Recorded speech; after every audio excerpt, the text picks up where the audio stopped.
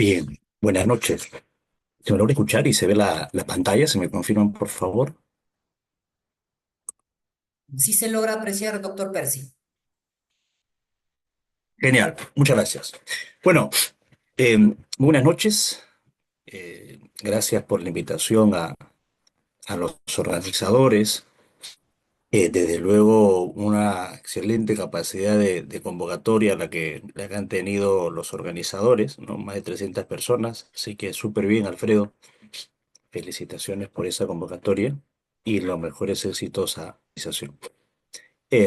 Un gusto también, bueno, veo varios nombres conocidos entre, bueno, he visto algunos nombres y he visto también que hay amigos dirigentes, pescadores, armadores, así que contento también de que nuestros amigos del sector pesquero, ¿no? Que día a día están en el campo, puedan estar en estos espacios. Muchas gracias por darse el tiempo. Bueno, este es un curso eh, que nos han convocado para, en mi caso, hablar en 3 días, ¿no? Son más días que lleva el curso, luego va a estar la otra semana, y en mi caso estaré hoy día, el miércoles y el día viernes. Vamos a comenzar esta primera sesión hablando aspectos introductorios, ¿no? Más generales sobre gestión de recursos naturales como tal. Son aspectos principalmente teóricos, académicos, y ya luego iremos yendo de entrada al sector pesquero. Pero antes de entrar a la gestión de las pesquerías, resulta clave dialogar primero sobre las nociones, sobre la gestión de recursos naturales, o la normativa que respalda una adecuada gestión de recursos naturales. A ver, comenzamos. Entonces, vamos a hablar una hora y 40 minutos y luego 20 minutos dispondremos también en 20 minutos o 15 minutos para que se presenten algunas consultas. Bien, ¿qué son los recursos naturales? Un recurso natural es todo elemento, todo componente de la naturaleza que es susceptible de ser aprovechado por el ser humano, ¿no? Para satisfacer sus necesidades y que tenga además un valor actual o potencial en el mercado. Pero es un recurso natural, es todo componente de la naturaleza que puede ser susceptible de ser aprovechado por las personas. Entonces tenemos varios tipos de recursos naturales, ¿no? El agua, el suelo, la diversidad biológica, los recursos mineros, hidrocarburíferos, hidrobiológicos, hídricos, etcétera. Por ejemplo, imaginemos que existe un volcán en erupción, ¿de acuerdo? Entonces, ¿ese volcán en erupción es un recurso natural o no? A simple vista, es simplemente un suceso de la naturaleza, ¿no? Es un componente de la naturaleza, es un hecho de la naturaleza, esa erupción volcánica. Sin embargo, si es que una empresa aprovecha esa erupción volcánica y genera, por ejemplo, energía de geotermia, ya estaremos allí recién sí hablando de que este componente de la naturaleza se está convirtiendo en un recurso natural toda vez que está siendo aprovechado económicamente, ¿no? Entonces, eso hay que tenerlo bien en cuenta, ¿bien? No todo componente de la naturaleza termina siendo necesariamente un recurso natural. Será un recurso natural cuando éste pueda ser susceptible de ser aprovechado por las personas. De hecho, el paisaje es también, por ejemplo, un recurso natural, en la medida que pueda ser aprovechado económicamente, ¿no? De hecho, tenemos áreas naturales protegidas que tienen la clasificación de reserva paisajística, ¿no? Noriegio-Oscocha, por ejemplo. Es un área natural protegida donde el objetivo de conservación de esa área es el paisaje. Entonces, indudablemente, en ese tipo de casos, el paisaje viene a ser también un recurso natural. Seguimos. Em, ¿Qué dice la Constitución política sobre los recursos naturales? Bueno, plantea que los recursos naturales, ya sean renovables o no renovables, son patrimonio de la nación y que el Estado, pues, es soberano en su aprovechamiento, ¿no? Y aquí algo importante es que la propia Constitución fija que mediante ley orgánica se fijan las condiciones para utilizar los recursos naturales y otorgarlo a particulares, ¿no? Entonces precisa que la concesión otorga a su titular un derecho real sujeto a dicha norma legal. Como bien sabemos, tenemos las leyes ordinarias y las leyes orgánicas. En el caso de las leyes orgánicas, la propia Constitución te precisa cuáles son las materias que tienen que regularse mediante ley orgánica, ¿no? Entonces, la primera materia es respecto al ordenamiento del Estado, ¿no? El ordenamiento del aparato estatal, de la organización del Estado como tal. Entonces, tenemos una ley orgánica de municipalidades, una ley orgánica de gobiernos regionales, eh, entre otras normas con ese mismo rango. La segunda materia que se regula mediante ley orgánica es en materia de participación política. Entonces, por eso tenemos una ley orgánica de elecciones, por ejemplo, ¿no? Y la tercera materia que se regula mediante ley orgánica justamente es el aprovechamiento de los recursos naturales. Es justamente por eso que en el Perú tenemos una ley orgánica para el aprovechamiento sostenible de los recursos naturales. Entonces, la Constitución lo que nos dice es mediante esa ley orgánica es pues que tienen que fijarse las condiciones para aprovechar, por utilizar, para acceder a los recursos naturales, para que sea otorgado a los particulares. Sin embargo, luego, años después, se aprueba la ley orgánica para el aprovechamiento sostenible de los recursos. Y esta ley lo que nos dice es, no, en adelante, las condiciones para aprovechar los recursos naturales ya no serán aprobadas mediante ley orgánica por cada recurso natural, sino mediante una ley ordinaria que viene a ser una ley especial. Entonces, ¿en qué norma encontraremos las condiciones, los títulos habilitantes que se requieran para aprovechar un recurso hidrobiológico, por ejemplo? En la ley especial de la materia. ¿Cuál es esa ley especial? La Ley General de Minería, perdón, la Ley General de Pesca, bien aprobada en el año 92. Entonces, para cada materia, ¿no? Justamente tendrás que remitirte a la ley especial. Si quieres conocer cuáles son las condiciones para aprovechar un recurso forestal o de fauna silvestre, tendrás que irte a la ley forestal y de fauna silvestre. Y así sucesivamente, ¿no? Por cada materia tendrás que irte a la ley especial que la regula. Bien, luego también la Constitución nos precisa, ¿no? Porque el Estado tiene la obligación de promover el uso sostenible de los recursos naturales y que está obligado además a promover la conservación de la biodiversidad y de las áreas naturales protegidas. Hay dos teorías respecto al rol que tiene el Estado sobre los recursos naturales. Bueno, ahí está tres, pero vamos a hablar solamente de dos en este momento. Son las dos que han sido las más discutidas. Una es la teoría patrimonialista y otra la teoría del dominio eminente. La teoría patrimonialista dispone, pues, que el Estado es propietario de los recursos naturales, lo cual discrepo, desde luego, porque la propiedad tiene una serie de consecuencias, ¿no? O una serie de derechos que da la propiedad. Uno de ellos es la potestad de que tú puedas disponer justamente de estos, ¿no? Entonces tú no puedes, el Estado no puede disponer los recursos naturales, no puede vender los recursos naturales, ¿no? Entonces, queda pues descartada esta teoría patrimonialista y la que prima, y así lo ha establecido la propia ley orgánica para el aprovechamiento sostenible de los recursos naturales y también diversas sentencias del Tribunal Constitucional es la teoría del dominio eminente, ¿no? O la teoría del dominio eminencial. Al respecto, la, la Ley Orgánica para el Aprovechamiento Sostenible de Recursos Naturales justamente precisa eso, ¿no? Que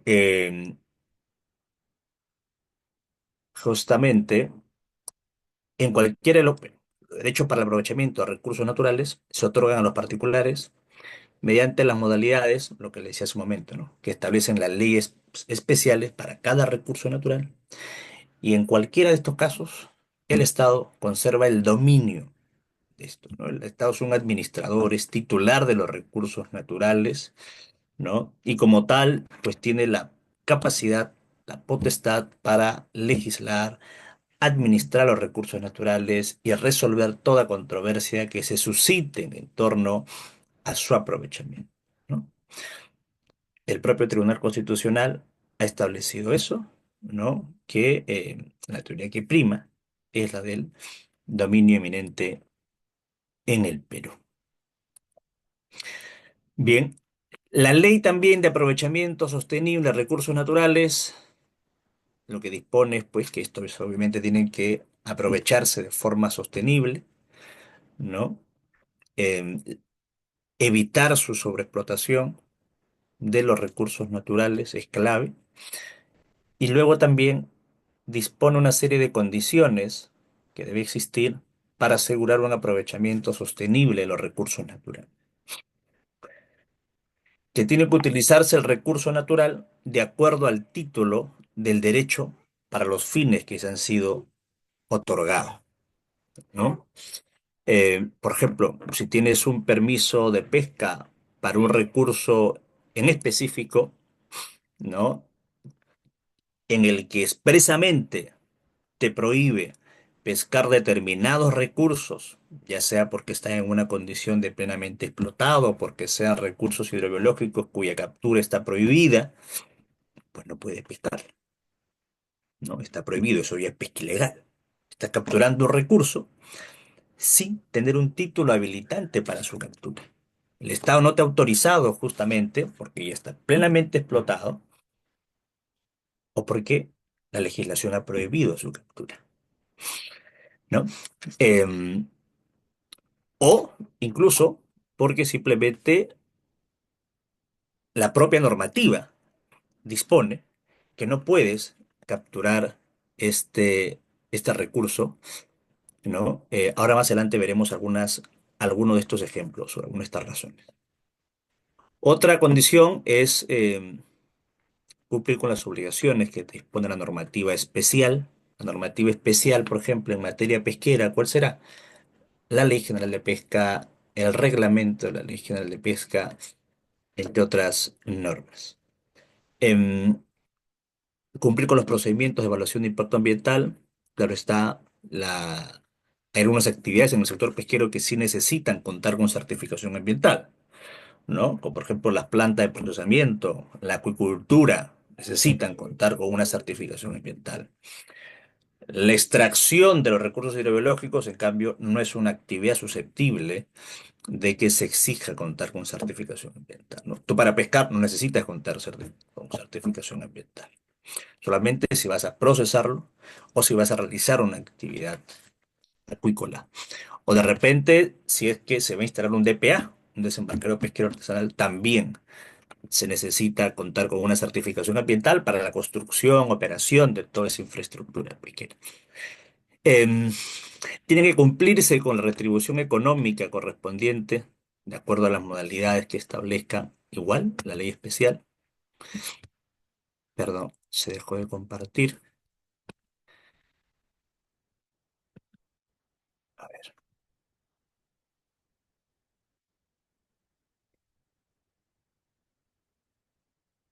Bueno, tiene que mantenerse también al día el derecho de vigencia. Bien.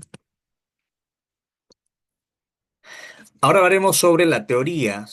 Hay dos teorías o hay dos enfoques sobre la gestión de los recursos naturales. Y detrás, justamente, o esas teorías justamente, han han sido el motivo de que posteriormente se aprueben normas orientadas hasta la sostenibilidad en algunas pesquerías, ¿bien? O en el manejo de recursos naturales, distintos al sector pesquero. Vamos a hablar de estas dos teorías. La primera es la teoría, eh, bueno, que plantea Garrett Hardin, ¿de acuerdo? Garrett Hardin en la década, bueno, en el año 1968 publica un artículo importante en ese momento en el que acuña por primera vez, pues, la expresión de la tragedia en los bienes comunes, ¿de acuerdo? Pero antes de eso, ya William Forster había detectado, pues, que cuando existían recursos naturales a disposición de la comunidad y no se planteaban restricciones, se corría el riesgo de que estos puedan ser sobreexplotados, ¿no?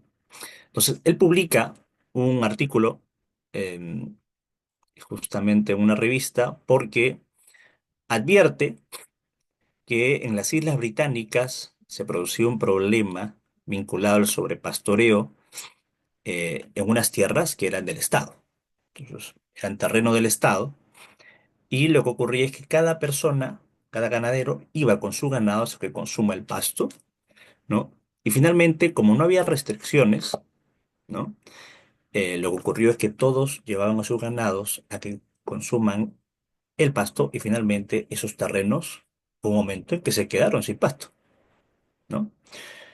Y lo que él plantea es eso, que lo que es de todos finalmente no es de nadie, ¿no? Porque hay una perspectiva en el que uno piensa solamente en aprovechar los recursos naturales para generar un beneficio económico para sí, pero sin pensar en el futuro, sin pensar en el resto de personas que también se dedican a realizar esas actividades, ¿no?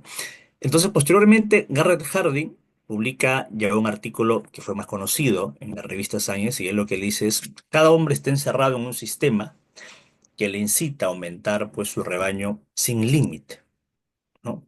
Y en un mundo que es limitado. Entonces él dice, ¿qué hacer? Él planteaba vender los recursos naturales como propiedad o conservar su carácter público, pero restringiendo el derecho de entrada. Lo cual en algunos casos ha venido aplicándose. Las restricciones de entrada o las restricciones a los recursos naturales. Vamos a ver, por ejemplo, un caso en el que hay algunas restricciones en el derecho de entrada a un bien que finalmente es común, es público. Em, y también cuáles son los tratamientos, ¿no?, que se realiza en un lugar y en el otro. Imaginémonos un primero de enero. Un primero de enero a las 6 de la mañana, 5 de la mañana. Oye, o de repente al mediodía.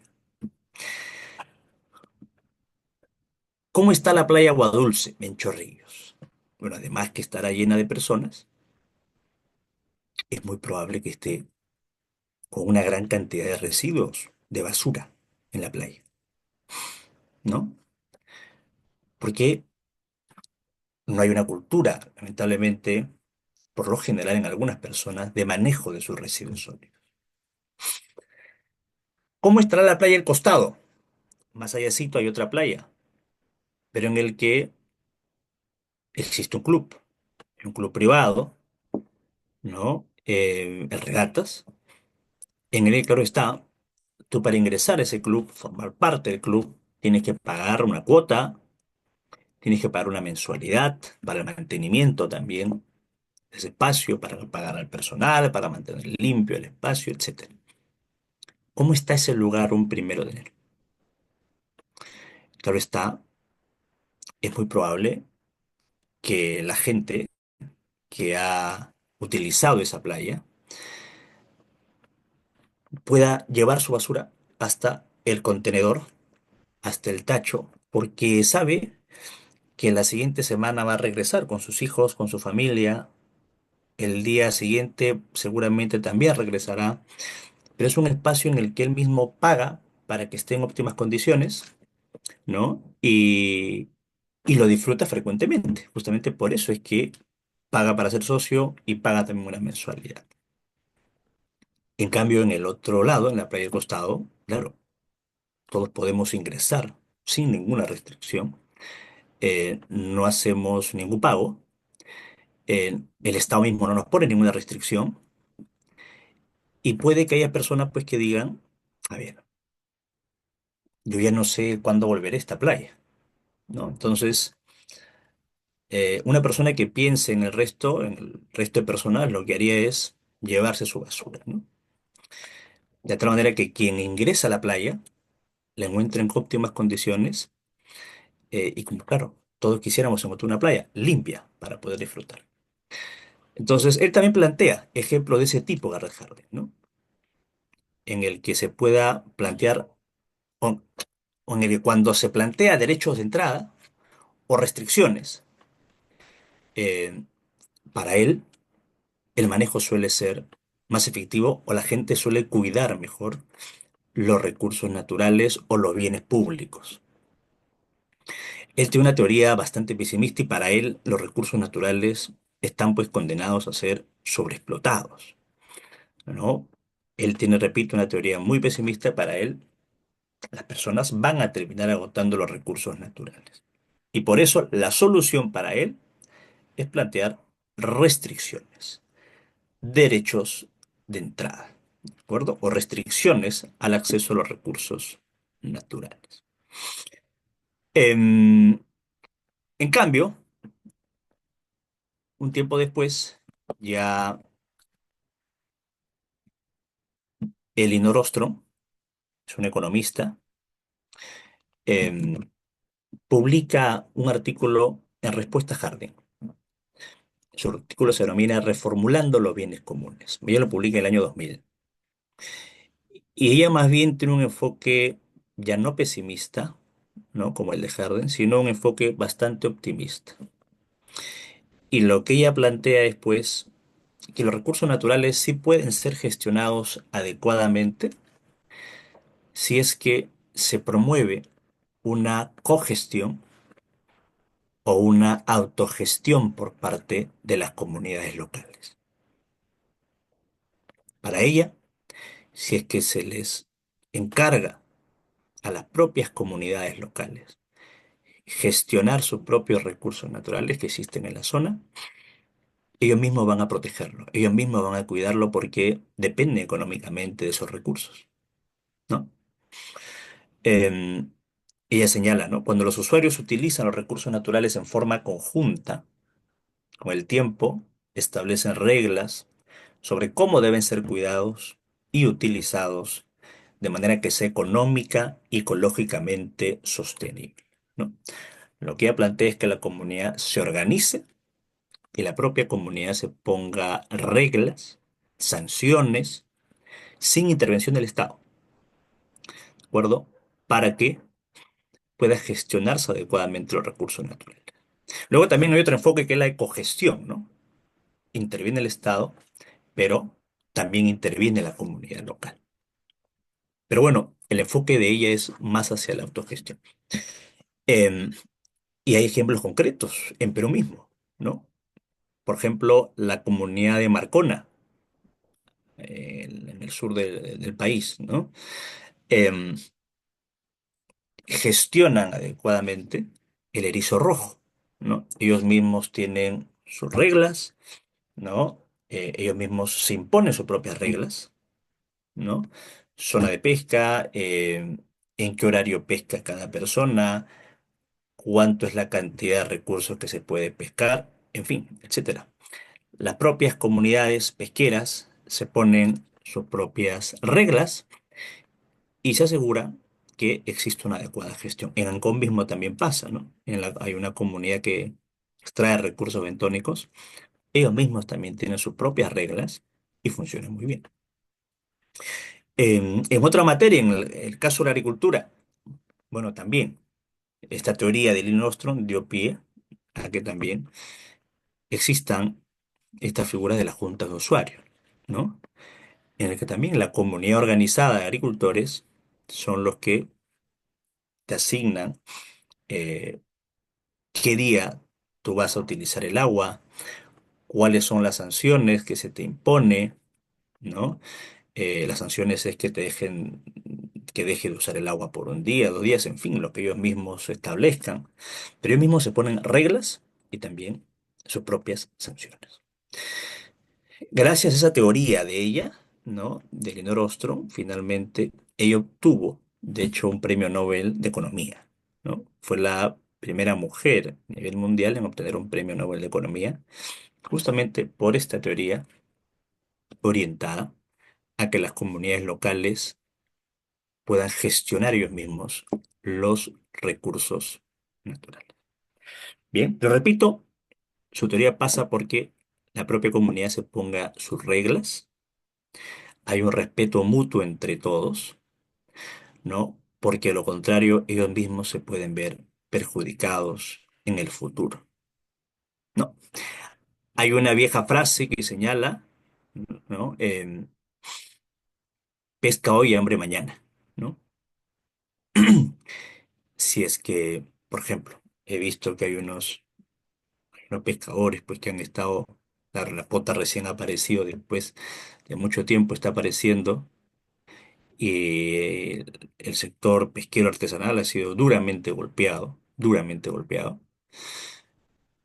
Y claro, pero hay algunas personas que ya han estado pescando potilla, por ejemplo, ¿no? Y no la han estado pescando con línea potera, con vuestra potera, ¿no? Sino con otra arte de pesca que no es pues la óptima, ¿no? Entonces, claro, eso indudablemente puede que en el momento te genere ingresos, pero en el futuro eso va a tener una consecuencia económica, ¿no?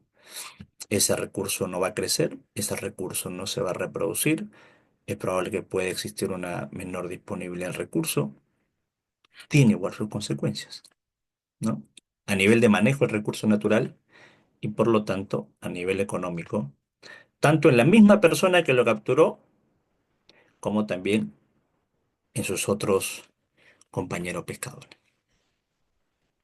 Bien, entonces lo que ella plantea es eso, que hay un respeto entre las propias comunidades, ¿no? Ellos mismos tengan conciencia, ¿no? De que tienen que hacer un adecuado manejo de los recursos naturales, ellos mismos ponerse sus reglas y gestionar adecuadamente los recursos que la naturaleza, pues, nos ha dado.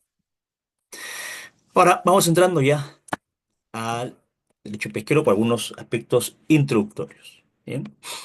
Yo asumo que todas las personas tienen acceso al programa, ¿no? Entonces el miércoles ya veremos otros temas más vinculados al derecho pesquero. em, y el viernes veremos ya temas orientados a interdicción de la pesca ilegal, protección de las primeras 5 millas marinas, los nuevos delitos, bueno, el nuevo delito también que se ha incorporado en el Código Penal, que es el de construcción ilegal de embarcaciones, sobre el protocolo de interdicción también que se ha aprobado hace poco por parte del Ministerio Público respecto a la construcción ilegal de embarcaciones. En fin, varios temas sueltos iremos abordando entre el miércoles y entre el día viernes. Bien. Bueno, ahora vamos a entrar a hablar de manera introductoria sobre algunos temas de derecho pesquero.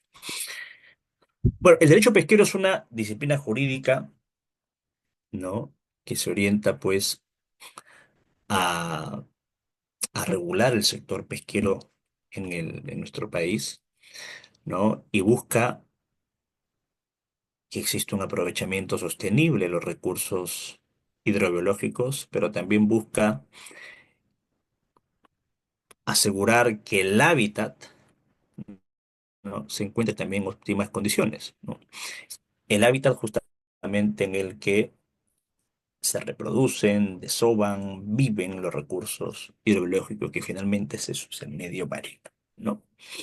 Por ejemplo, realizar pesca de arrastre en la primera milla, a pesar de ser, o sea, además de estar prohibido, afecta no solamente la sostenibilidad pesquera, sino también el hábitat de esos recursos, el fondo marino, ¿no? Entonces hay una afectación también en el hábitat. Y el derecho pesquero lo que busca también es tutelar, repito, no solamente que exista un aprovechamiento sostenible del recurso natural, sino también que haya una debida protección al hábitat de estas especies. Bueno, el Perú es tiene uno de los mares más productivos a nivel mundial, es uno de los mares más ricos que existe en el mundo, ¿no? Y de hecho, llevamos la delantera a nivel mundial en diversas pesquerías, ¿no?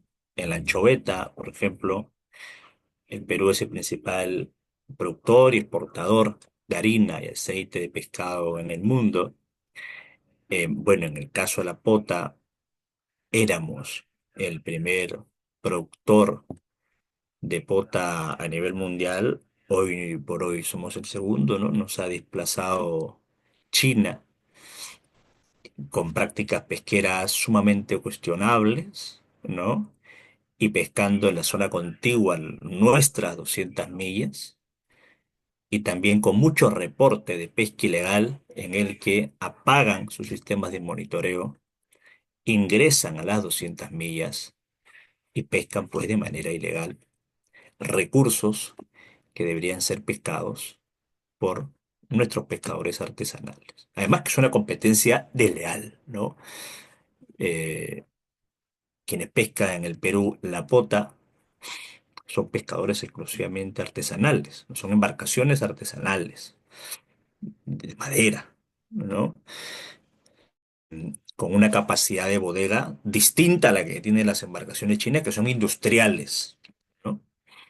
Y además que tienen diversos apoyos del Estado, de su Estado chino, ¿no? Tienen subsidios, hay una competencia, pues, desde luego, desleal, y a pesar de eso, a pesar de ser el principal competidor de la zona, estas embarcaciones industriales chinas son las principales competidoras de las embarcaciones artesanales peruanas porque pescamos el mismo recurso, ¿no? Y a pesar de eso, claro, el Estado les brinda todas las facilidades para que puedan ingresar a puertos y realizar sus labores de mantenimiento, cambio de tripulación, etcétera. Bien, y claro está, mínimamente deberían ingresar, mínimamente, ¿no? Con un equipo CISESAT instalado, pero eso no se cumple tampoco, ¿no? Y ahí es clave que para que el Ministerio de la Producción pueda sancionar estas embarcaciones, porque claro, hace más de 4 años que está prohibido el ingreso de embarcaciones extranjeras sin contar con equipos CISESAT al dominio marítimo peruano. Sin embargo, claro, a pesar de que está prohibido, no hay sanciones administrativas por ese ingreso sin contar con CISESAT. ¿Y por qué no hay sanciones administrativas? Claro, hay sanciones administrativas, sí, por otros hechos, ¿no? Como por ejemplo, sanciones asociadas a la velocidad de la embarcación, etcétera. Pero por el hecho de que hayan ingresado al dominio marítimo o hayan ingresado a puerto peruano sin contar con CISESAT, no hay, pero es por lo siguiente, ¿no? Y esto es clave que pueda aprobarse dentro de poco. Y es que, claro, en el ámbito pesquero, las infracciones y las sanciones están establecidas en una norma que se denomina el Reglamento de Fiscalización y Sanción de Actividades Pesqueras y también están establecidas en el Reglamento de la Ley General de Pesca. En el Reglamento de la Ley General de Pesca están todas las infracciones y en el Reglamento de Fiscalización y Sanción de Actividades Pesqueras están todas esas infracciones y también están las sanciones que corresponde imponer. Sin embargo, uno lee esa norma, ambas normas, Y claro está, no hay una infracción, no hay una infracción asociada. Es más, en el Reglamento de Fiscalización y Administración de Actividades Pesqueras hay todo un acápite de sanciones que se le puede imponer a embarcaciones extranjeras. En ese acápite no van a encontrar ninguna infracción por ingresar al dominio marítimo sin contar con CISESA. Y si no está esa prohibición en esa normativa, claro está, no se le puede sancionar, ¿no? Entonces es clave que el Ministerio de Producción modifique su reglamento de la ley general de pesca y modifique su reglamento de fiscalización y sanción de actividades pesqueras e incluye ese tipo de infractor, ¿no? Bien, otra pesquería importante es el perico, ¿no? Eh, bueno, el perico se va, sobre todo a Estados Unidos, la pota, eh, bueno, España es un gran comprador también de pota, ¿no? O sea, son pesquerías que se destinan principalmente a la exportación. Entre las especies más consumidas en el mercado interno tenemos al bonito, al jurel, caballa, merluza, el pejerrey, cabrilla, entre otras. Em, de hecho, como saben, hace pocos años se modificó la Ley General de Pesca y se dispuso la prohibición de que embarcaciones que utilizan cerco mecanizado no puedan pescar dentro de las 3 millas, ¿no? Em, solamente dentro de las 3 millas. Claro, eso igual tiene sin duda a dudas también efectos socioeconómicos, ¿no? Eso también hay que señalarlo. Pero el Estado, con el ánimo de, claro, asegurar la sostenibilidad de las pesquerías, ¿no? Y la producción también de ese espacio, que es un espacio clave, ¿no? Para la reproducción de especies, el desove, etcétera, dispuso que dentro de las 3 millas no se puede realizar pesca con redes de cerco mecanizados. Y es más, en Tumbes, incluso en Tumbes, la prohibición opera fuera de las semillas, fuera de las 5 millas. Tumbes tiene un ROP, un reglamento pesquero, donde dispone que las embarcaciones que emplean redes de cerco mecanizado y red de arrastre tienen que pescar a las 5 millas hacia afuera. En el resto litoral es dentro de las 3 millas. Para el caso del cerco mecanizado está prohibido y en el caso de las redes de arrastre está prohibido dentro de las 5 millas. Eh, Sin embargo, el pejerrey, por ejemplo, sobre el pejerrey, justo ahora que me acabo de acordar sobre esta pesquería, hace unos meses, a pesar de que la ley prohíbe que se realice pesca con red de cerco mecanizado a las 3 millas, el Ministerio de la Producción, vía una resolución ministerial, dispuso que se pueda permitir que se pesque pejerrey dentro de las 3 millas marinas. Claro, está amparándose en un artículo que también tiene la Ley General de Pesca que permite hacer diferenciaciones de zona de pesca para la pesca artesanal y menor escala. Em, pero bueno, y también otra pesquería sobre la cual se permitió que se pesque dentro de las 3 millas es a la anchoveta para consumo humano directo. Según el reglamento pesquero, la anchoveta para consumo humano directo está prohibida la pesca de este recurso dentro de las 3 millas. Para el caso de Ancash, al igual que el pejerrey, el Ministerio de Producción autorizó que se pueda pescar dentro de las 3 millas. Pero repito, ahí hay bueno, entiendo que acá también habrá abogados, abogadas o información en todo caso, ¿no? Que claramente saben que una resolución ministerial no puede vulnerar una norma con rango de ley, como la ley general como lo es la ley general de pesca, ni tampoco una resolución ministerial puede vulnerar un decreto supremo, que es finalmente el que aprueba el reglamento pesquero para la anchoveta para consumo humano directo. Bien, seguimos. ¿Qué son los recursos hidrobiológicos?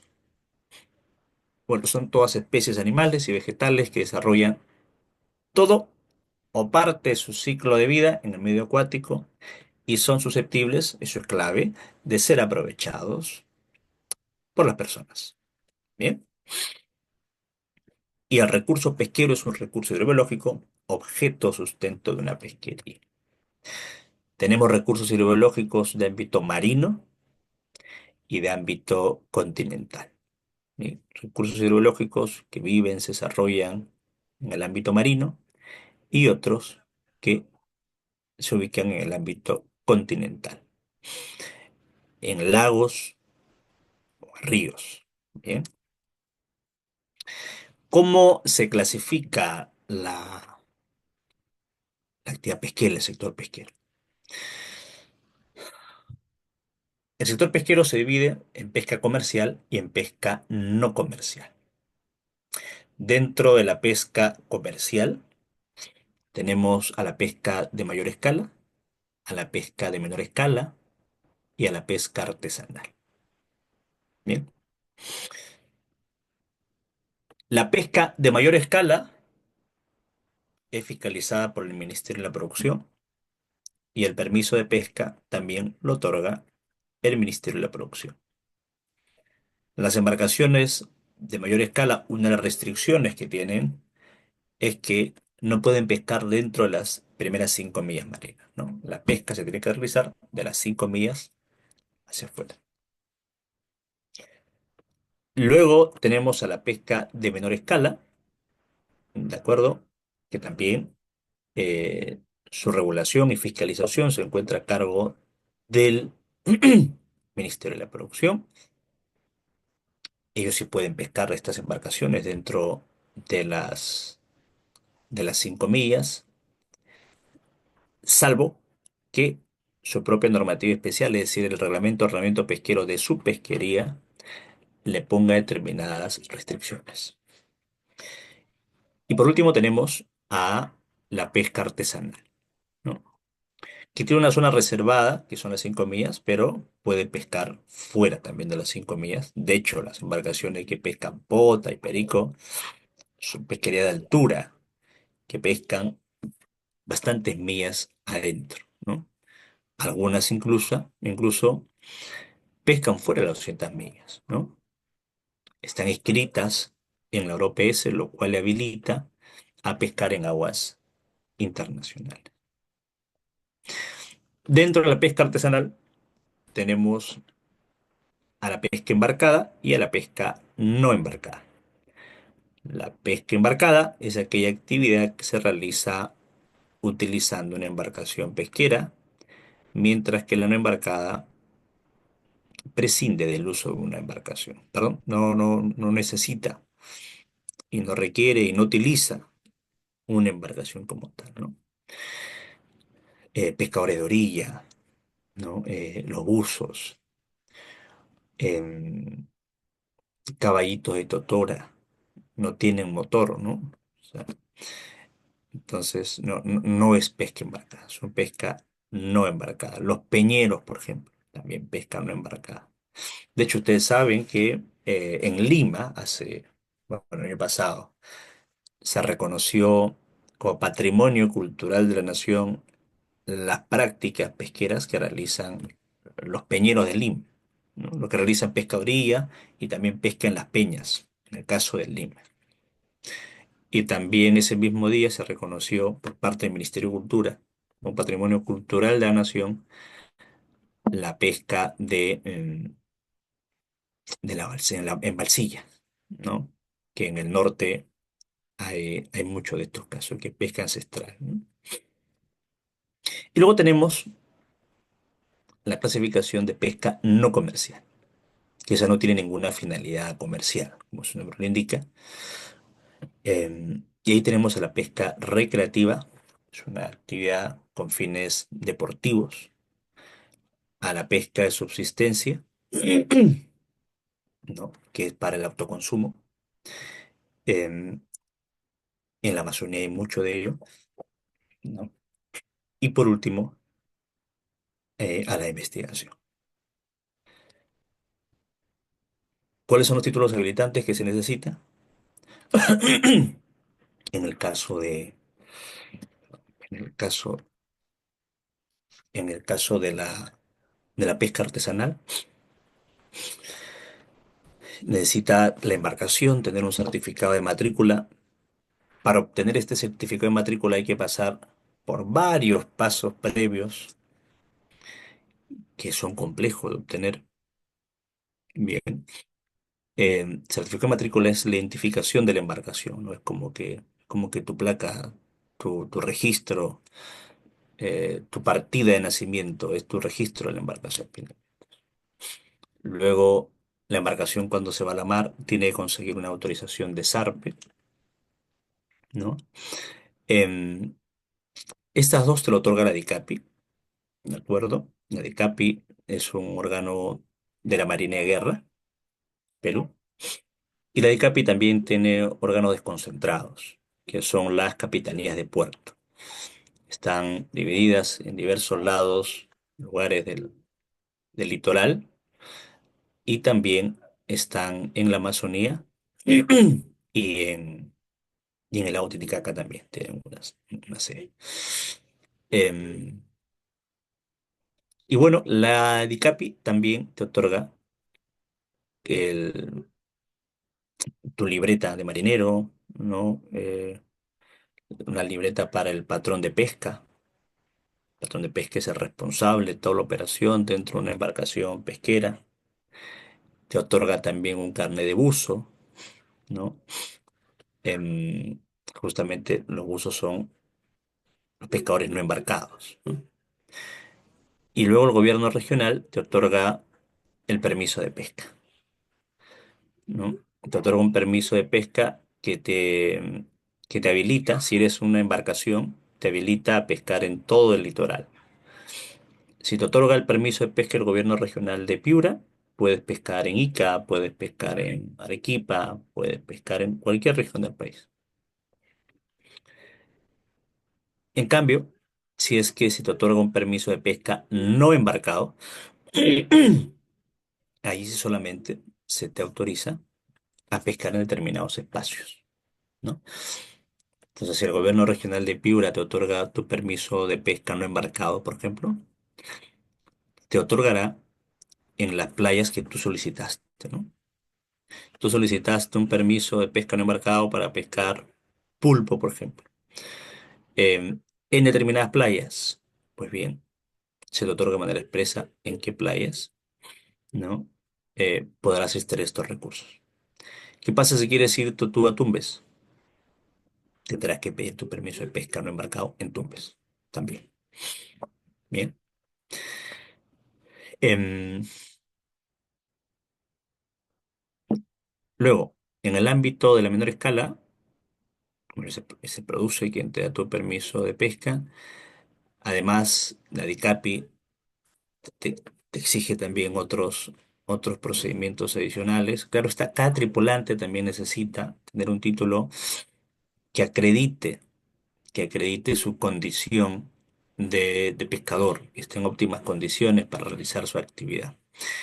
Allí igual hay aspectos por mejorar, ¿no? Por ejemplo, em, para ser patrón de pesca,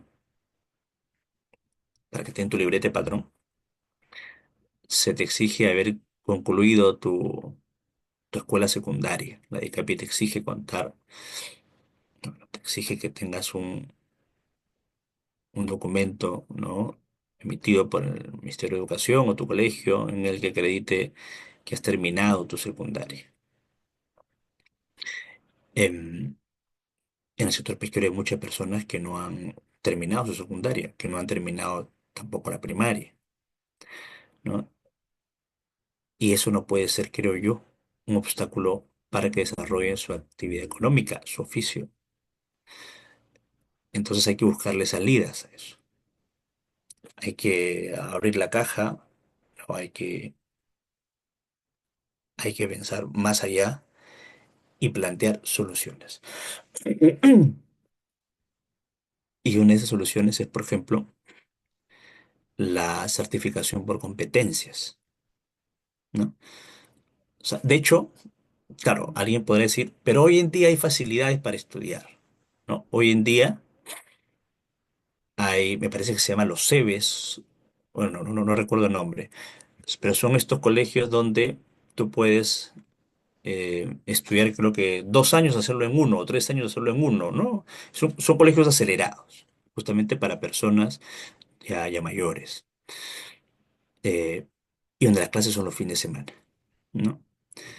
Entonces es difícil que un pescador un fin de semana que tiene que dedicarlo a pescar, ¿no? Y a traer ingresos económicos a la casa, o que de repente es un día que quiere destinarlo a su familia después de haber estado varios días en el mar trabajando, tenga que estar pues todo el día estudiando y por varios años. Y claro, hay cursos que necesariamente puede que no le sirvan al oficio de un pescador, ¿no? A ver, no sé, imaginemos, historia universal, religión o algunos otros cursos que no se acoplen a las necesidades de un pescador que es mayor, de repente tiene 60 años, 50 años, 70 años, ¿no? Entonces hay que dar salidas. Una de ellas es la certificación por competencias.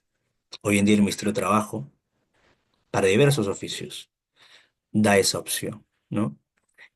En el que llevas un curso que te dura días nomás, es de días, pero es un curso acoplado a tu oficio, en el que se te enseña cursos que te van a servir para el día a día, para tu oficio, tu actividad, tu labor como pescador. Y eso, esa certificación por competencias, debería, es el Estado, en este caso la DICAPI, creo yo, debería convalidar. Claro, por eso habrá que modificarse, modificaciones internas en su normativa, pero debería convalidarlos, ¿no? O es más, hay incluso también requisitos que pueden prescindirse hoy en día, ¿no? Eh, por ejemplo, no sé si ustedes recuerdan, pero hace varios años, para obtener tu licencia de conducir, también te pedía el Ministerio de Transportes haber acabado la secundaria completa. Entonces, hay muchas personas que son taxistas, por ejemplo. Claro, no podían tener una actividad económica porque no tenían la secundaria. Entonces, ¿cuál fue la salida allí? Se dispuso que se prescinda, o sea, perdón, que ya no se exige ese requisito porque eh, finalmente se te toma una prueba, ¿no? Tú para conducir un vehículo das una prueba de conocimientos, ¿no? Entonces, que eso es finalmente lo que acredita que ya sabes las normas de tránsito básico y estás en la opción de conducir. Claro está, también tendrás que pasar tu prueba de manejo, ¿no? Entonces, el propio Ministerio de Transportes eliminó de su normativa ese requisito. Algo así también quizá se podría hacer en el caso de la ECAPI, porque la ECAPI también a los buzos, o perdón, a los tripulantes le exige un curso MAN, ¿no? Que es un curso justamente que acredita que estás en condiciones de realizar tu actividad.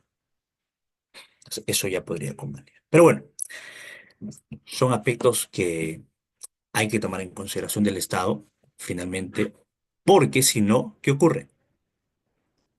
Que tienes a un patrón de pesca que está realizando su actividad ilegal si es que no tiene su libreta de pesca. Y no debería ser así. Entonces el Estado debería fomentar, apoyar a que eh, el tripulante que está en condiciones, que conoce el sector, que conoce cómo se realiza en la práctica la actividad pesquera, pueda obtener su título habilitante. Bien, y de ahí pues no esté pasando por procedimientos sancionadores, investigaciones penales, que es un dolor de cabeza para todas las personas y con mayor razón para un pescador, ¿no? Eh, que de repente ahora no ha concluido sus estudios y se le hace, o sea, además más complejo tener que dedicar tiempo a una investigación que pueda ser poco razonable por solamente ese hecho de no tener tu libreta de patrón. Bueno, y luego en la pesca a mayor escala también se te exige una serie de requisitos por parte de la ICAPI y luego también el Ministerio de Producción te otorga tu permiso de pesca y se te exige tanto en la menor escala como en la pesca a mayor escala, contar con un equipo CISESAT instalado. Bien. ¿Para qué? De tal manera que el Estado pueda conocer, ¿no? Eh, la zona de pesca, tu dirección, las velocidades, etcétera. Desde luego, eso pueda conocer, eh, pueda tener acceso, ¿no? Desde luego a una fiscalización ya más de carácter electrónico, ¿no? Em, ¿De acuerdo? Eso también se te exige. Claro está, hoy en día hay un conflicto que se ha generado en el sector porque ya se va a exigir, ¿no? Em, y bueno, hay varios dirigentes que están en contra, pero creo que es un aspecto a abordar en su momento, ¿no? Em, el CISA también va a asegurar finalmente, va a contribuir a que exista trazabilidad. Y un país pesquero como el Perú debe, debe asegurar que sus pesquerías sean trazables, ¿no? Desde la extracción hasta la comercialización y procesamiento, ¿no? Bien, y luego también se exige en las embarcaciones que tengan un protocolo técnico de habilitación sanitaria, ¿no? Emitido por Sanipes. No solo las embarcaciones, ¿ah? Sino también deben reunir las condiciones de inocuidad, eh, las plantas, las cámaras isotérmicas, los desembarcaderos pesqueros artesanales, etcétera. Y bueno, luego en el caso de la pesca y subsistencia, esta no se necesita pues ningún permiso, ¿no? La pesca deportiva necesita sí tener la embarcación, su certificado de matrícula, su autorización de zarpe, y lo mismo también en el caso del permiso para realizar actividades de investigación científica. Bien, y con eso vamos a parar ahí para tener unos 20 minutos de preguntas, porque estoy seguro que hay varias preguntas. Bien, lo dejamos allí y nos damos 20 minutos. Y bueno, ustedes me dirán cómo manejan las preguntas en la organización.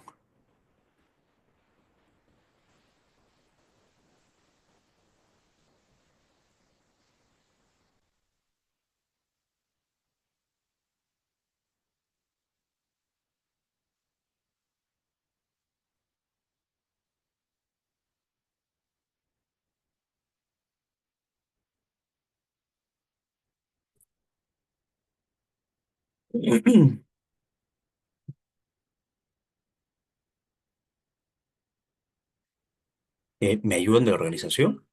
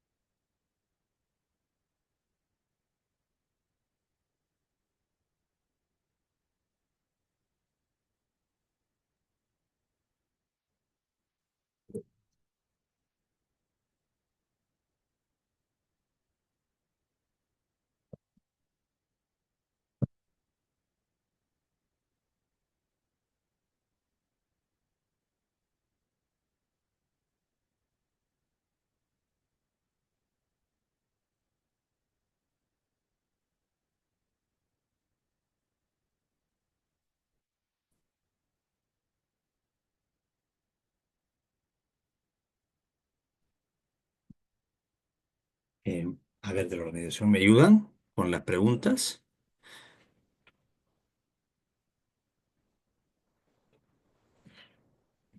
Porque veo bastantes preguntas, pero a ver si ustedes me apoyan leyéndolas o eligiendo.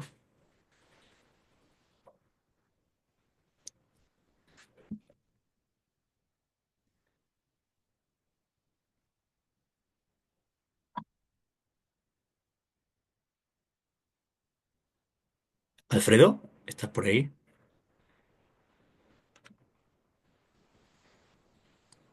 Bueno, yo mismo moderaré. A ver, mano levantada, veo manos levantadas. A ver, a ver.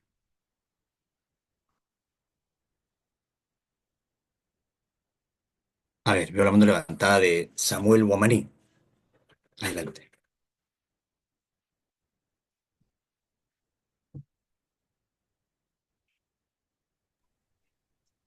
Buenas noches. ¿Cómo estás, Samuel? Buenas noches, profesor. ¿Cómo estás, Samuel? Yo estoy en Se San Juan escucha de fuerte y Marcona. claro. Sí, estoy en San Juan de Marcona. Vivo en ese lugar. Como justo hablaba usted sobre el erizo y ese Genial, lugar. Samuel, mucho gusto. Le comento, aquí, como usted comentó al principio, tenemos el recurso erizo de la pesca artesanal. Pero resulta que como se ha vedado mediante ley en el 2011 desde una zona que aproximadamente como tiene como cerca de 80 kilómetros de línea costera que se ha vedado. Pero está libre para a partir de todo el litoral de Marcona, está vedado, pero está abierto para hacia el norte, para Pisco, todo lo que es Changuillo, toda esa parte del norte hasta Pisco. Y el sur, todo Loma está abierto, ¿no? O sea, resulta que cuando el erizo se llegó a recuperar a niveles muy, muy interesantes, significativos, eh, los pescadores de lomas ingresaban a sacar el erizo, porque como usted dijo que pueden pescar en cualquier lugar, cuando aperturaban la extracción, pues venían de Pisco, venían de lomas. Entonces la comunidad de Marcona, que quiso de una forma poder controlarlo, no pudo controlar. Entonces los pisqueños generalmente venían, inclusive cuando estaba en veda, venían a extraer y sacaban erizo en plena veda y lo llevaban, los descargaban por el puerto de Pisco y era bien difícil controlar. Los inspectores hicieron las multas, hay muchas demandas en la comisarías, en las fiscalías ambientales, y inclusive han estado presos algunos de ellos por 2 o 3 días y los han soltado, ¿no? Entonces acá los que comentan, los inspectores que dicen, bueno, ya es un poco difícil, o sea, poder controlarlo porque la fiscalía actúan, pero luego lo sueltan, o sea, los liberan y esas mismas personas siguen extrayendo erizos, o sea, en época de vida. O sea, la norma debería cambiar, debería ser más rígida, porque ya, este es contrabando, pero no hablamos de contrabando ya. Contrabandea lomas y contrabandea pisco, o sea, no hay forma de pararlo, ¿no? O sea, los inspectores ya no saben qué hacer. Converso mucho con ellos y es un poco complicado esa parte, ¿no? Debieron vedar de repente todo el departamento de Ica y Arequipa, ¿no? Pero vedaron solamente un pequeño espacio que logró recuperarse, pero ya no, ahorita ya prácticamente ya han despoblado. Ya, pues, nuevamente estamos llegando a los niveles del año 2000, 2010, 2000, 2009, ¿no? Estamos llegando a esos niveles de niveles poblacionales del stock de erizo. La última evaluación de IMARPE que hizo, sí refleja, aunque todavía no han dado resultados, pero conversando con los biólogos, dice que sí, efectivamente ya no encuentran los niveles que hubo cuando se hizo la primera evaluación antes de la extracción. Así que ese es mi comentario, profesor. Muchas gracias, Samuel. Interesante comentario desde la misma zona, ¿no? Ahí es clave, igual, no sé qué pensará Samuel, pero la implementación del... Sí, sí sé de ese problema que ha habido, ¿no? Y quizá una salida también en su momento pueda, además de que deba fortalecer la labor de fiscalización en la zona. Y ahí también es clave lo siguiente. em, ¿Quién es competente para fiscalizar y sancionar la pesca artesanal? No es el produce, es el gobierno regional. Entonces es clave. Y claro, el produce finalmente es quien fiscaliza, porque bueno, se tiene la concepción de que es una labor compartida, entonces el produce fiscaliza y le alcanza el expediente al gobierno regional para que sea este quien inicie el procedimiento sancionador e imponga la sanción respectiva. El problema es que hay regionales, ¿no? Que no sancionan porque piensan que debe existir una comisión, perdón, un Consejo Regional de Sanciones, lo cual ya fue derogado en el 2017 cuando se deroga el RISPAC. Entonces, lo único que tiene que existir es que se divide la autoridad instructora de la decisora. ¿no? Entonces, hay gobiernos regionales que no sancionan, ¿no? Entonces, hay casos que la deriva produce pero no sancionan, o casos que prescriben o caducan, ¿no? Entonces, allí tiene que fortalecerse también las capacidades de los gobiernos regionales, de algunos, ¿no? Para, bueno, para colaborar en este caso para que sea disuasiva. Y segundo, la implementación del reglamento de ordenamiento pesquero de recursos bentónicos, ¿no? Que aún no se implementa en el sentido de que, claro, no hay planes de extracción, ¿no? Como tal aprobados, en el que solamente tengan el derecho de pescar en esa zona aquellas personas que forman parte justamente de ese plan de extracción, ¿no? Y aquellos que forman, bueno, que están fuera del plan,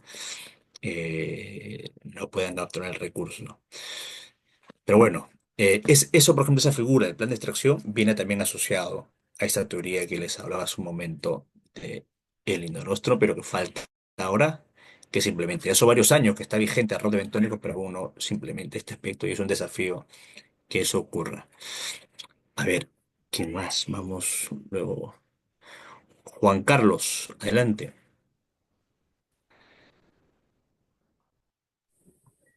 Buenas noches, doctor. Buenas noches. Tengo dos preguntas. Una sobre cómo afecta la veda a los pescadores y buceadores deportivos y recreativos. Porque yo, en mi caso, soy Un pescador poquito bajo, deportivo. a ver si Ah, no se ¿Aló? escucha bien. ¿Aló? ¿Me escucha? Bueno, Ahora sí, Juan Carlos, a ver. bien. Como le decía, mi pregunta es, bueno, tengo dos en realidad, pero la primera sería, ¿cómo afecta la veda a los pescadores y buceadores deportivos y recreativos? ¿Cómo afecta la veda a los pescadores deportivos? Claro, De acuerdo. Bueno, independientemente de que los deportivos, en teoría, no tengan un fin comercial, si un recurso está en veda, no deberían capturarlo, ¿no? No deben pescar recursos que se encuentren en veda, ¿no? Eh, eso también involucra una sanción, ¿no? Porque está capturando de manera ilegal un recurso que en ese momento está prohibido capturarlo, ya sea para fin comercial o para fines no comerciales, ¿no? ya, Entonces yo sí creo, interesante pregunta Juan Carlos, sí creo que el Estado también, primero debería regular bien la pesca deportiva, ahí hace falta una regulación, y segundo, también fiscalizar en casos como el que planteas. entiendo. Sino que como se pesca y no se puede controlar qué animal pica o no, me da curiosidad porque a mí me ha pasado con la chita.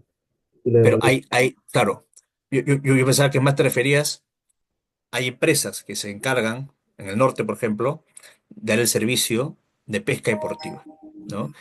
Y que se van sobre todo, claro, no se van a la chita, ¿no? Que me comentas, se van a pesca, a pescados grandes, ¿no? Se van al marlín, a otro tipo de recursos que son grandes. Pensaba que te refieres a casos como esos. Claro, en pesquerías pues más costeras, si es que la pesca de cordel, eso es obviamente, eso es difícil, ¿no?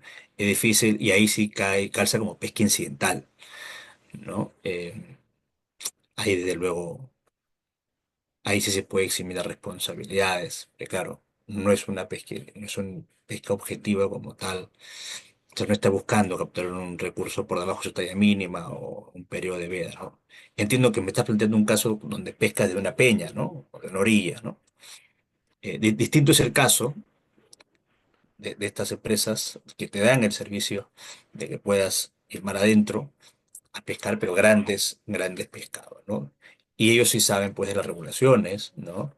Este, cuando un recurso está en veda y cuando van directamente a determinado recurso, a sabiendas que está en veda, ¿no? Bien, gracias, Juan Carlos. Em,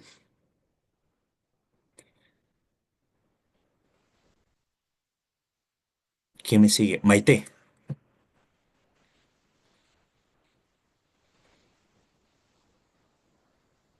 Buenas noches, doctor.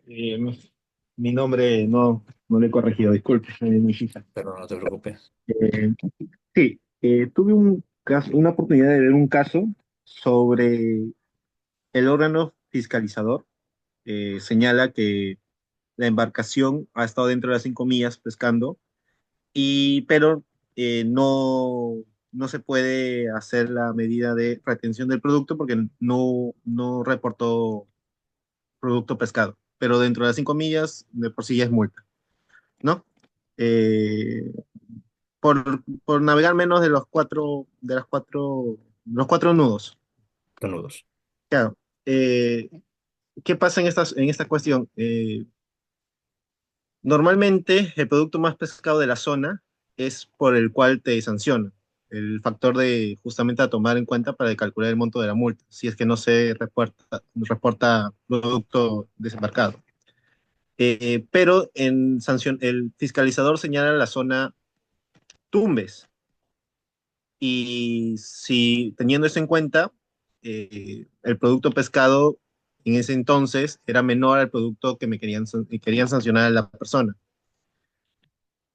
Y cuando señalo esto, para que se pueda acoger al beneficio de pago de la multa anticipada en sí, Beneficio pronto pago. exacto. El órgano instructor cambia el sentido señalando que es la zona de Puerto Pizarro. Entonces, tengo dos resoluciones, una el informe final instructivo del órgano instructor y el acta de fiscalización, donde el acta de fiscalización me dice zona Tumbes y el informe final instructivo me señala zona Puerto Pizarro, cambiando todo el sentido. Entonces, en ese sentido, mi pregunta es, ¿cuál es el criterio que produce en estos casos cuando habla de zonas de pesca? Porque cambia totalmente el sentido de la sanción, el monto de la Bueno, sanción. bueno, es una pregunta ya sobre un caso muy, muy en particular sobre un procedimiento sancionador. Em, a ver, si gustas, lo conversamos ya luego. Yo igual voy a dejar mi correo, ¿no? Para darte mi opinión personal. Pero sí, al ser de un procedimiento sancionador en concreto, sí, es preferible conversarlo cuando abordemos esa temática que va a ser el viernes. El viernes hablaremos de esos temas, ¿no? Y yo igual sugeriría las preguntas que puedan ser generales, ¿no? Es decir, yo entiendo que cada persona tiene un caso en particular que le haya pasado y está buenísimo, pero eso quizá podamos, claro, sería bueno resolver casuística, sí. Va a haber igual con mi colega una sesión, entiendo, sobre fiscalización pesquera, ¿no? Yo igual voy a estar estas 3 sesiones, luego con mi colega son varias sesiones más que van a estar. Eh, yo igual, de hecho, yo enseño derecho administrativo sancionador, ¿no? Enfocado en materia pesquera. eh, y muchas de las clases que doy son para funcionarios, ¿no? Sobre todo de gobiernos regionales, que es donde creo que hay que dedicar esfuerzos para fortalecer la potestad sancionadora. Bien, entonces bueno, si gusta, Maite, igual, te dejo mi correo y luego, como siempre hago, cuando me preguntan por correo casos puntuales, yo también doy mi opinión. Pero acá, frente a casi 600 personas, es complejo que hablemos de un caso en particular. Preferamos hablar de casos macro. Bien. ¿Alguna otra pregunta? A ver, seguí en la lista. Washington.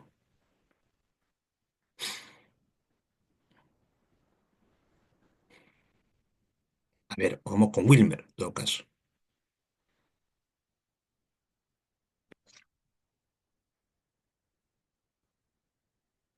Seguimos. Vamos con Ronaldinho.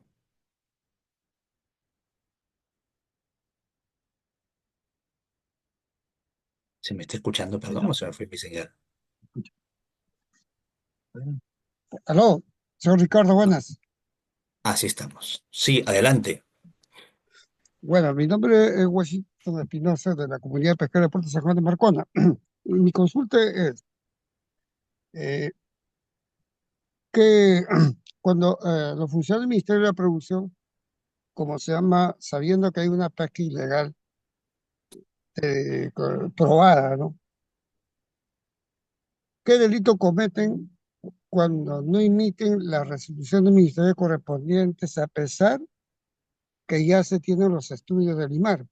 En este caso en San Juan de Marcos tenemos dos casos, por el tema del erizo rojo y el tema del estrella treveculata.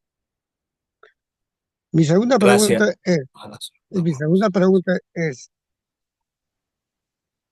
¿por qué el ministerio, o sea, o qué delito comete cuando se emiten algunas modificaciones de las normas? Un ejemplo, ¿no? El decreto supremo 015 de Sanipés, 05 de Sanipés, retira a los ingenieros, como se llama, no filtradores. En otras palabras, al erizo rojo, porque el erizo rojo sí es uno que se alimenta de algas. Mm. Pero parece, ¿por qué? Para no hacer la trazabilidad.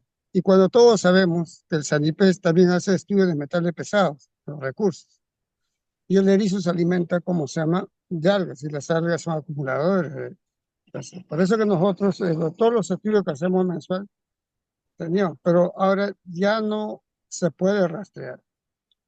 Segundo, sale una resolución ministerial de los recursos plenamente explotados con la finalidad que no se incremente el esfuerzo pesquero y no aparece el recurso erizo a pesar que ya hay estudios del IMARPE, como se llama, alertando que algunos sectores como el negro no hay un erizo, ¿no?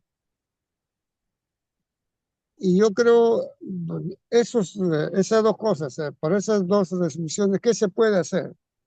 Bien, Porque honestamente ahí nos hemos reunido con el viceministro como más de 5 veces, se compromete y nunca hace nada, ¿no? Más bien cada vez saca nuevas resoluciones como se llama.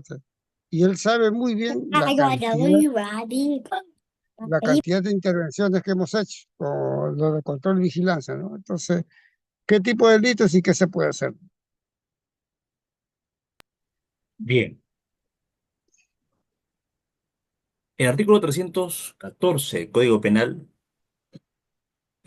plantea los delitos de responsabilidad por otorgamiento, bueno, sanciona como hasta 7 años de prisión el otorgamiento ilegal de derechos para aquel funcionario público que otorga un permiso de pesca o algún título habilitante vulnerando la normativa.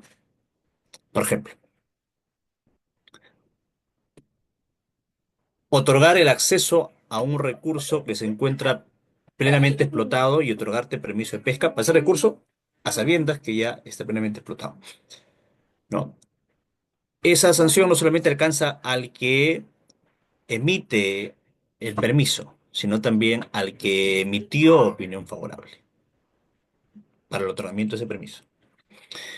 Y también se sanciona con hasta 7 años aquel funcionario público que teniendo como función combatir la pesca ilegal,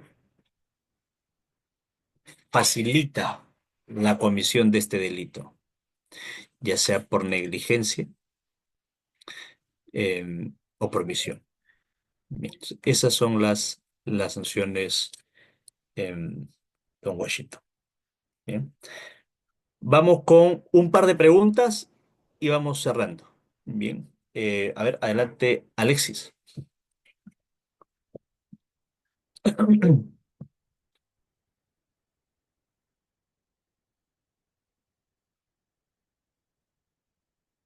Pasamos. Luis Enrique. Buenas noches, doctor. Lo Buenas saluda Wilmer noches. Agüero. Buenas noches, Wilmer. ¿Cómo está? Gracias por la invitación y felicitarlo por su exposición. Mire, acá en el Perú hay un tema que creo que no se ha legislado y es sobre recursos ocasionales. Sucede que en zonas muy remotas, en zonas de islas, en zonas que mayormente no se pescan aparecen por decirle, ¿no? Percebes, por decirle, concha pala, por decir, aparece una temporada de pulpo o conchas de abanico. Al final esos recursos mueren con fenómenos costeros, fenómenos del Niño y no son aprovechados porque simplemente Sanipez no da el permiso de habilitación sanitaria y Ministerio de Producción no se le da la gana de legislar sobre esos recursos.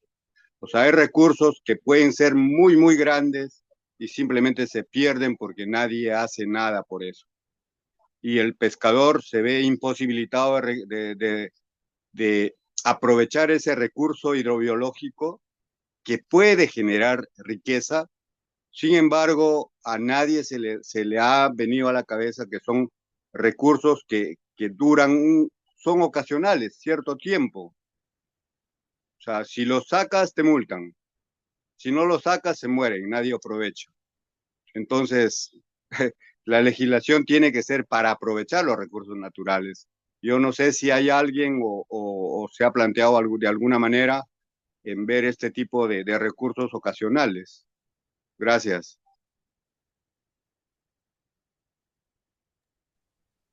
Gracias. De hecho, mucho depende del estado en el que se encuentre el recurso, ¿no?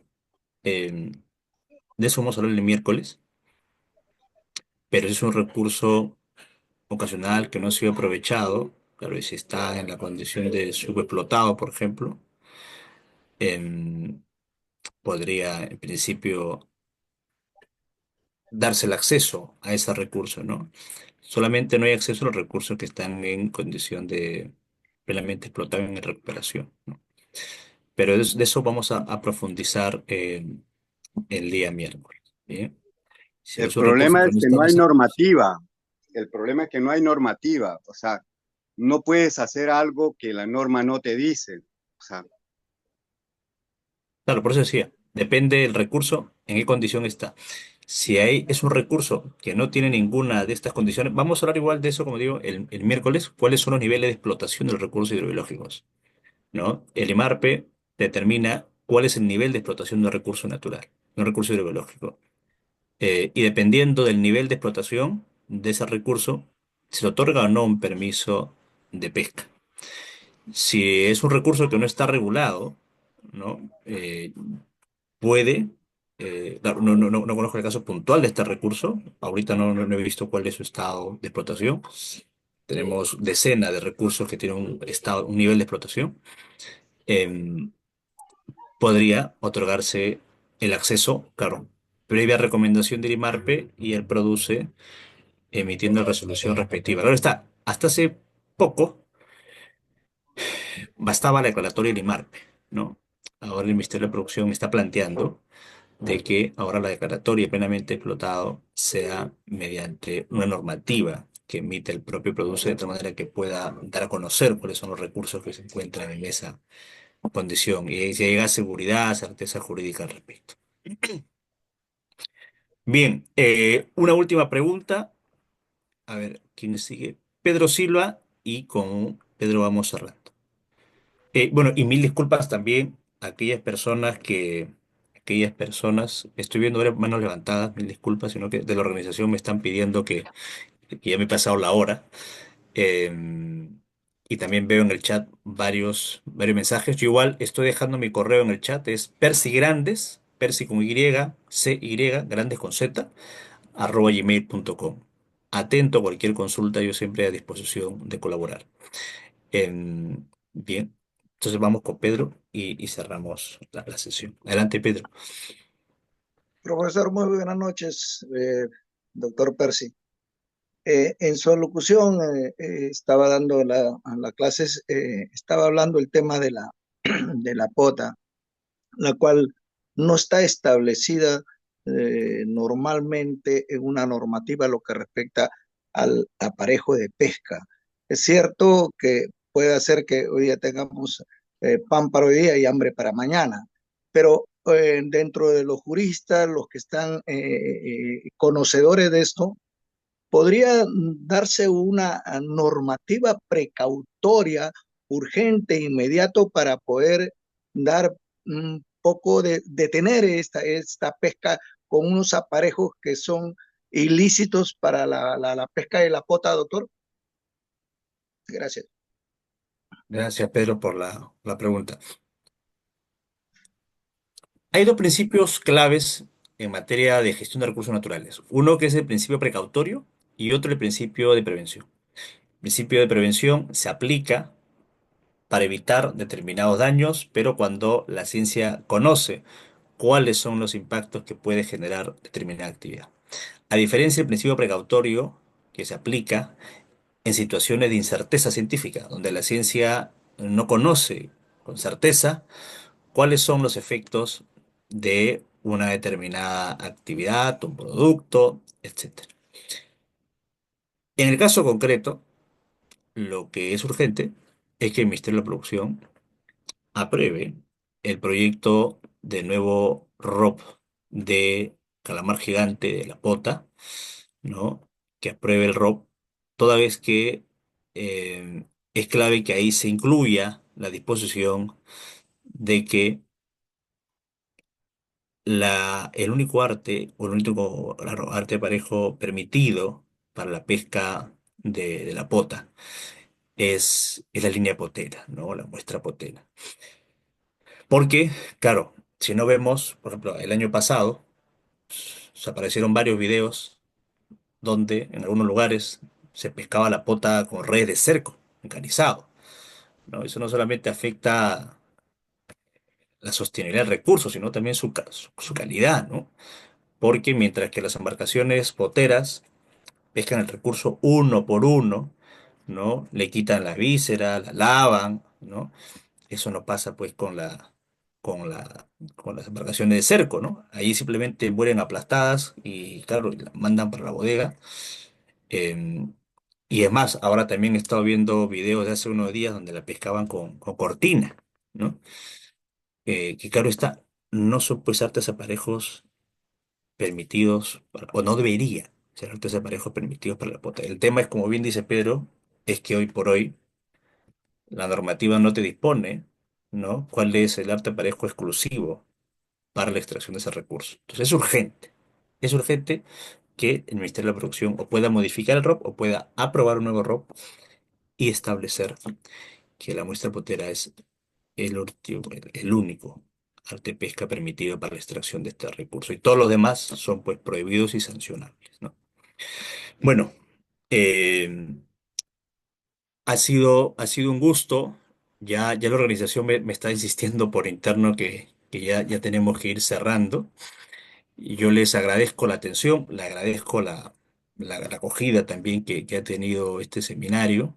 Y bueno, conmigo igual nos estaremos viendo todavía el miércoles y el viernes. Así que seguramente igual allí habrá oportunidad de seguir conversando. Lo que vamos a hacer es reservar ya no 20 minutos, sino una media hora, si es posible, y comenzar exactos, y reservamos una media hora para que haya posibilidad de que podamos dialogar con mayor tiempo. Un gran abrazo, mucho gusto, que tenga buenas noches.